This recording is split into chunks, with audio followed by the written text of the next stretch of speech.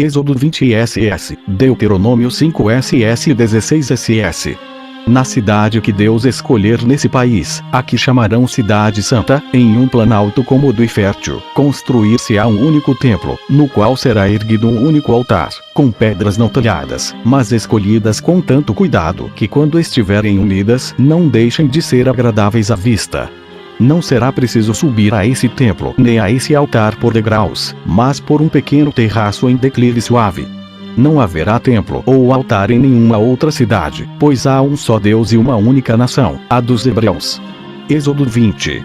Aquele que blasfemar contra Deus será apedrejado e dependurado durante um dia na forca. Depois será enterrado secretamente, com ignomínia. Todos os hebreus, em qualquer país do mundo em que habitem, dirigir-se-ão 3 vezes por ano à Cidade Santa, ao templo, para agradecer a Deus os seus benefícios e implorar o seu auxílio para o futuro e também para se fomentar a amizade entre vós, por meio das festas que se hão de fazer e por conversas que se hão de ter em conjunto. É justo que se conheçam os que pertencem a um mesmo povo e são governados pelas mesmas leis, e para isso nada mais apropriado que essas reuniões e assembleias, as quais, pela vista e pelas relações entre as pessoas, deixam a lembrança gravada na memória, ao passo que os que jamais se viram passam por estrangeiros no espírito dos outros. Para esse fim, além das décimas devidas aos sacerdotes e aos levitas, reservareis outras, que vendereis cada qual em sua tribo, e do que obtereis dinheiro para empregá-lo na Cidade Santa, nas festas sagradas que fareis nesses dias de regozijo. Porque é muito razoável fazer atos de alegria em honra a Deus com aquilo que provém das terras que possuímos pela sua liberalidade. Deuteronômio 23. Não se oferecerá em sacrifício o que procede do ganho da mulher de uma vida, pois Deus não tem como agradável o que foi adquirido por meios ilícitos e por vergonhosa prostituição.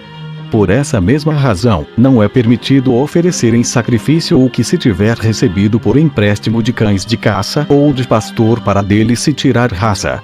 Não se falará mal dos deuses que as outras nações cultuam, nem se saquearão os seus templos, e nem se levarão as coisas oferecidas a alguma divindade, seja qual for. Ninguém se vestirá de panos de linho e de lã misturados, porque isso é reservado somente aos sacerdotes.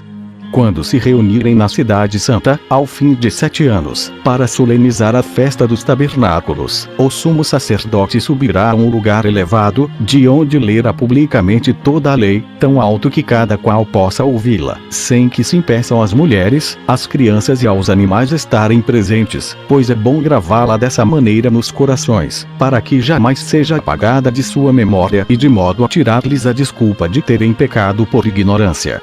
Porque as santas leis farão sem dúvida a impressão muito forte em seu espírito quando eles mesmos ouvirem quais são os castigos que elas impõem e como serão punidos os que ousarem violá-las. Deve-se antes de tudo ensinar às crianças essas mesmas leis, pois nada lhes poderá ser mais útil, e, pela mesma razão, apresentar-lhes 2 vezes por dia, pela manhã e à noite, os benefícios de que são devedoras a Deus e a maneira como foram libertas da servidão dos egípcios, a fim de que lhe agradeçam os favores passados e tornem-no favorável para obter outros no futuro.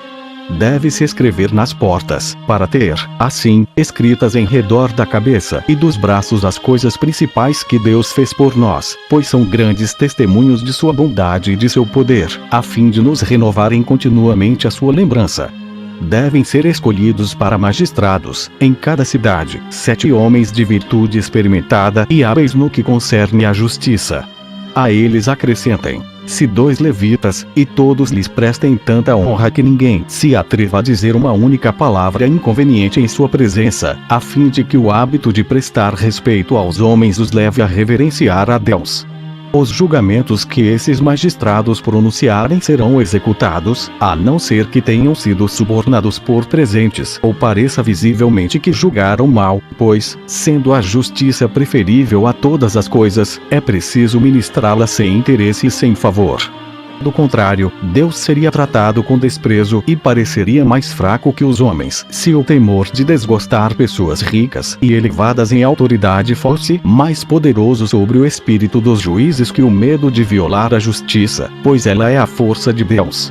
E, se os juízes encontram dificuldade em decidir certos assuntos, como muitas vezes pode acontecer, devem, sem nada pronunciar, levá-los integralmente à cidade santa, ao sumo sacerdote, ao profeta e ao senado, que os julgarão segundo a sua consciência. Deuteronômio 19. Não se prestará a fé uma única testemunha. Elas devem ser 3 ou pelo menos 2, e pessoas sem culpa. As mulheres não serão recebidas como testemunhas, por causa da fragilidade de seu sexo e porque falam muito atrevidamente. Os escravos também não poderão ser testemunhas, porque a baixeza de sua condição lhes abate o ânimo, e o temor ou o interesse pode levá-los a depor contra a verdade. Aquele contra o qual se provar que proferiu falso testemunho sofrerá o mesmo castigo que se imporia ao acusado, caso fosse condenado por seu testemunho. Deuteronômio 21. Quando um assassínio for cometido, sem que se saiba quem é o criminoso, nem se tenha motivo para suspeitar de alguém tê-lo perpetrado por ódio ou por vingança, é preciso informar-se com exatidão e mesmo propor uma recompensa a quem o puder descobrir. E, se ninguém for dado como criminoso, os magistrados das cidades vizinhas do lugar onde o assassínio foi cometido reunir-se-ão com o Senado para saber qual dessas cidades é a mais próxima do lugar onde foi encontrado o corpo do morto. Então essa cidade comprará uma novilha, que será levada a um vale tão estéril que nele não cresçam cereais nem ervas. Ali os sacerdotes e os levitas, depois de lhe terem cortado os nervos do pescoço, lavarão as mãos e as colocarão sobre a cabeça da novilha, protestando em alta voz, juntamente com os magistrados, que não estão manchados com esse crime, que não o cometeram e que nem estavam presentes quando foi cometido, e rogando a Deus que aplaque a sua cólera e jamais permita que semelhante infelicidade volte a suceder naquele lugar. A aristocracia é sem dúvida uma forma muito boa de governo, porque põe a autoridade nas mãos de várias pessoas de bem. Abraçai-a, então, a fim de terdes por senhores apenas as leis que Deus vos dá, pois vos deve ser suficiente que ele queira ser o vosso guia. Deuteronômio 17. Se desejardes um rei, escolhei um que seja da vossa nação e ame a justiça e todas as outras virtudes. Por mais capaz que possa ser, é necessário que se atenha mais a Deus e às leis que a sua própria sabedoria e governo, que nada faça sem o conselho do sumo sacerdote e do senado, e que não tenha várias mulheres e nem sinta prazer em ajuntar dinheiro e criar muitos cavalos, para que isso não o leve ao desprezo das leis. E, se ele se envolver em excesso com essas coisas, deves impedir, para o bem público, que ele se torne mais poderoso que necessário. Não se devem mudar os limites, tanto nas próprias terras quanto nas dos outros, pois servem para manter a paz.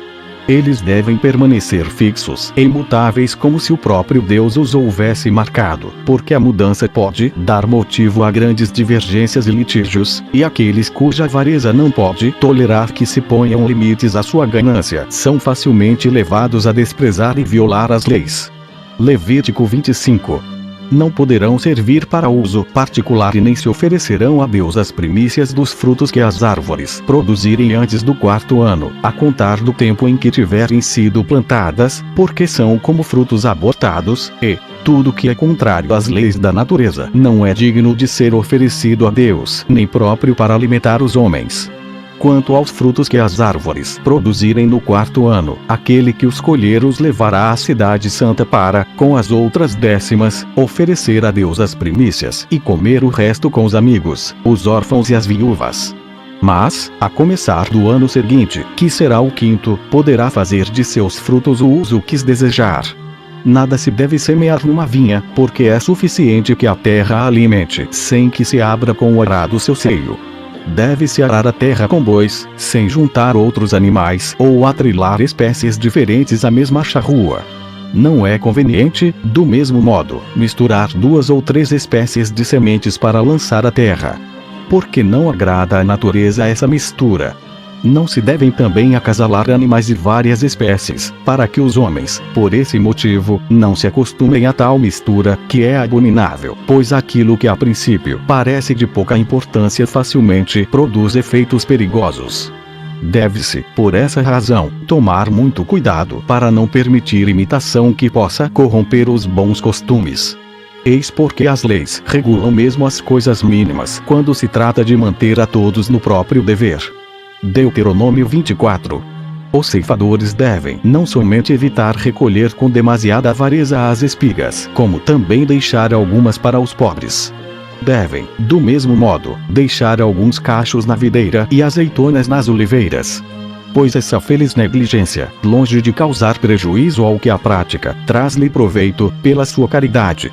E Deus tornará mais fecunda a terra daquele que, não se prendendo muito aos próprios interesses, não deixa de considerar os dos outros.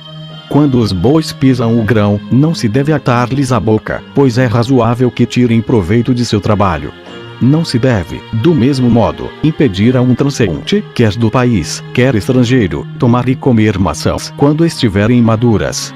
Ao contrário, é bom dá-las de boa mente, sem que, porém, ele as leve consigo.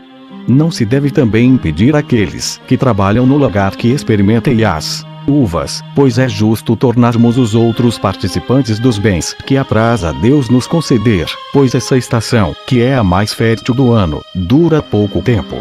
Se alguém tiver vergonha de tocar nas uvas, deve-se mesmo pedir a ele que as apanhe.